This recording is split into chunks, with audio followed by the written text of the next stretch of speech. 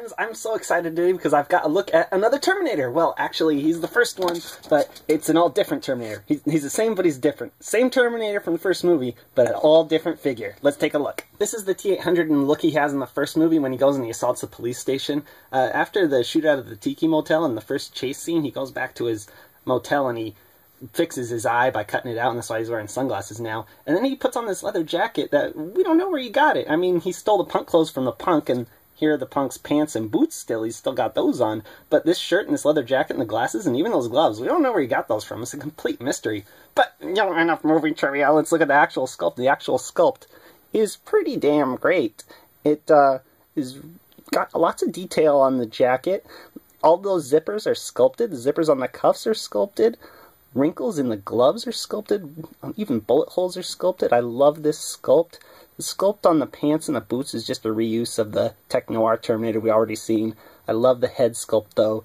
Even these little arm lines on the sunglasses are sculpted. It's a great sculpt. Let's talk about the paint on this Terminator. As you know, NECA's always trying to catch little details, and I don't know how well it's going to show up, but this is a head from the Tech Noir Ultimate Terminator NECA did, and you can see that the skin tones on this guy, the new Terminator, it's much paler, and that's accurate to the film, because after the first shootout, his skin starts to decay on his body, and that's why that guy in the motel is like, hey, when you got a dead animal in there or something? You know, that's what he's complaining about. So, they got that detail right. Other than that, the paint is clean all around. I love the red for blood on bullet wounds on the jacket, and I love the silver they got on all the zippers and little buttons even on the jacket. It's all very clean. Got a nice wash on the pants. I can't really tell if there's a wash on the jacket. It looks like there is. There's a nice gray wash on the jacket, too. Excellent paint, NECA.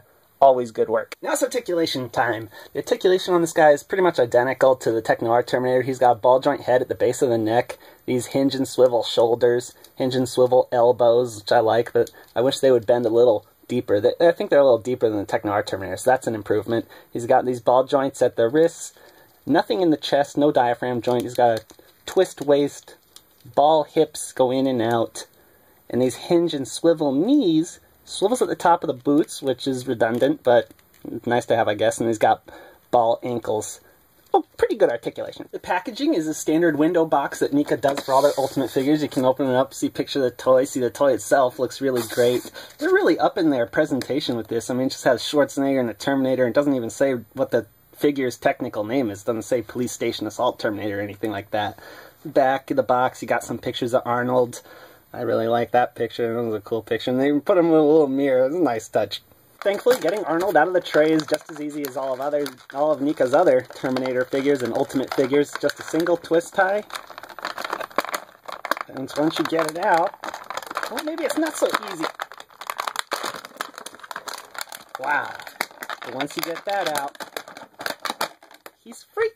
Arnold comes with a bunch of accessories, though not quite as many as the Tech Noir Terminator. He gets 1, 2, 3 guns, 2 extra heads for a total of 3 heads, and 2 extra pairs of hands.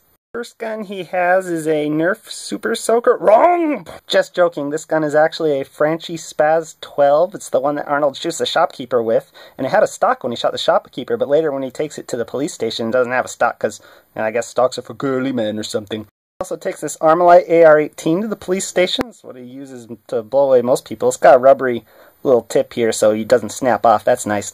Last gun is really small. After Arnold runs out of ammo on his AR-18, he literally just throws it on the ground, and then he uses his Smith & Wesson Model 15 to start shooting at Sarah and Kyle. And some people don't know where he got this gun. He actually got this gun at the gun shop, even though he didn't ask for it. It was sitting on the counter, and you can see it sitting there, and then he says, I'll take all of them. So, I mean, he just took what was on the counter. This was one of his guns. The alternate hands, they come off pretty easy, but they're pretty tough to snap in. You really gotta push. And they are in the same pose as his other hands. They're both just trigger fingers. The only difference is these are battle damaged, and they look like they've been burned. I don't remember when he got burned in the final fight until, like, his whole flesh melts off. So this isn't from that, but he did get run over by the truck, so maybe I think his battle damage is from that.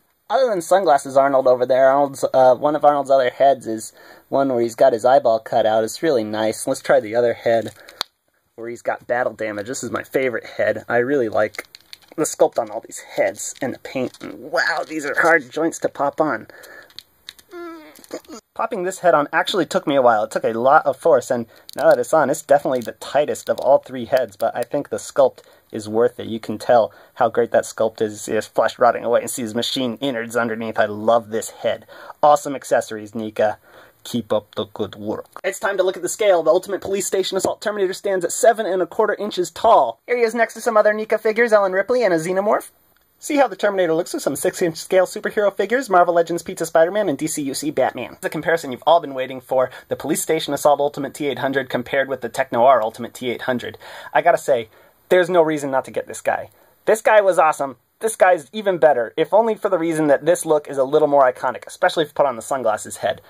Go out and get this figure. It is amazing, guys. There's no downsides at all to it. If you're even a casual Terminator fan, you want this Terminator. Hell, I'd get both. But if you gotta pick one, pick this guy.